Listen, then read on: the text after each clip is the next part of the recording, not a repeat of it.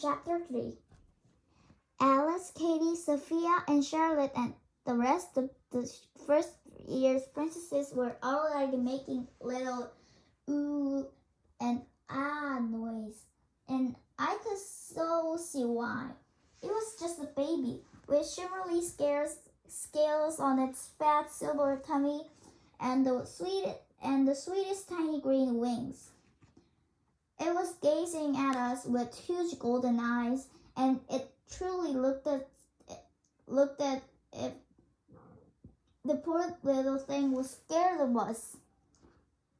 King Percival was standing behind the little dragon, and he was actually smiling. King P is about 100 years old and very fat and whiskery, and normally he frowns a lot, especially when we get things wrong in the classes. When he teaches us how to be polite to princes, we are so not good at that.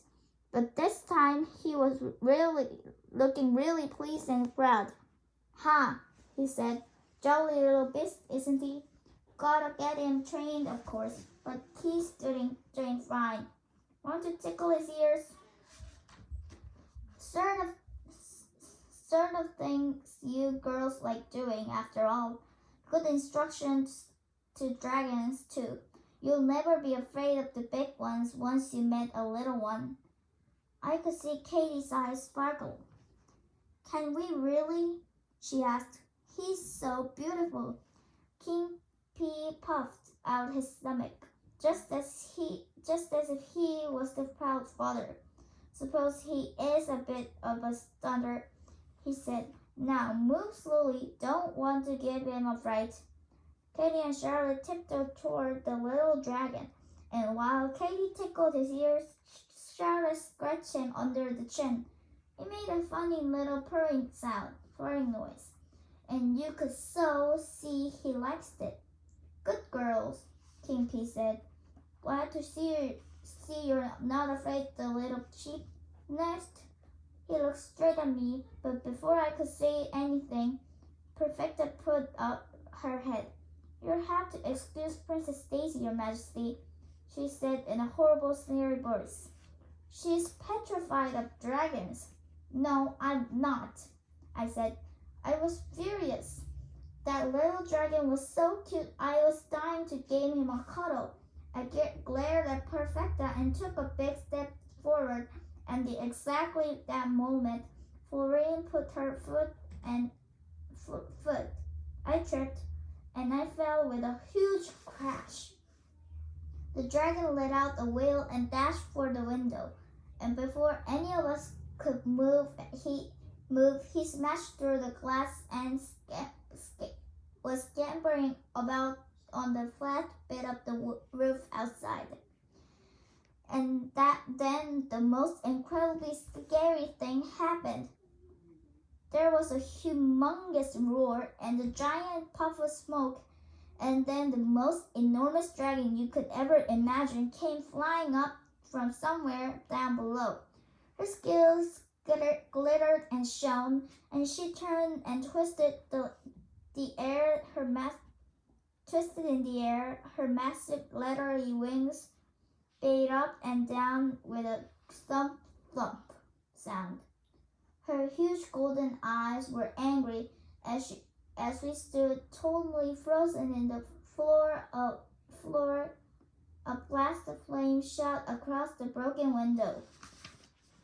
We could actually hear the glass sizzling as it melted. And then King Percival did something incredibly brave. He ran straight towards the gaping hole where the red-hot glass was still dripping, and began blowing and blowing on a silver whistle round his neck. And the dragon stopped in midair and hovered there, staring at him. It was amazing. "Down!" King Percival shouted in a voice like foghorn. "Bad dragon, down at once! Argent, go down to earth." The enormous dragon blinked, and all of a sudden she didn't look so scary. She circled and dropped down and down until she was out of sight. A moment later, she was gone, and only the smell of smoke was left hanging in the air. That and the little dragon crouched outside the flat roof. He was squeaking miserably as he called for his mother. King Percival mopped his forehead as he turned to where we were all standing with our eyes totally popping out of our heads. "Huh," he said. "Everyone all right? Nobody burned to cinders?" I don't think any of us could speak. We were so surprised by what happened, but it was strange. Although the dragon had been so gigantic and totally extraordinary, there was something about the way she looked at King P that reminded me of the way my dog looked when he knew he'd been naughty. Somehow I didn't feel scared anymore. Not at all. Good, good. Glad to hear. Sorry that Argent popped a bit suddenly, a bit worried about her baby, I expect. Quite understandable, really. We'll fetch the little fellow in and take him back. King P suddenly stopped. He stared unsteadily. The little dragon had crept away from the very end of the roof and was balanced on top of the tall chimney. "Oh no!" Alice whispered. However did he get there?"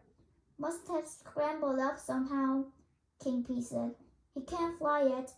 Might have been looking for a suit. He's always hungry." He went to what used to be the window and peered out. "Come along, little fella," he called. "Down you come. Come along." But the little dragon wouldn't move.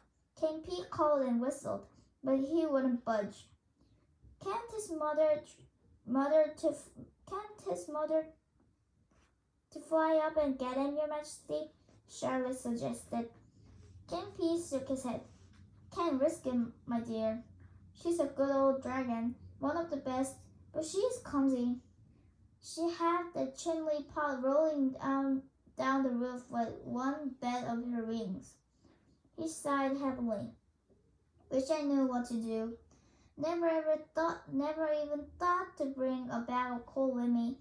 Hey ho, guess I better go and ask Fairy G for help.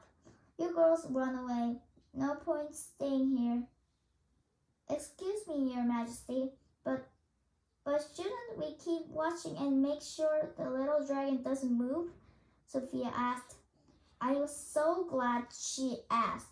I don't think any of us wanted to leave him there all on his own.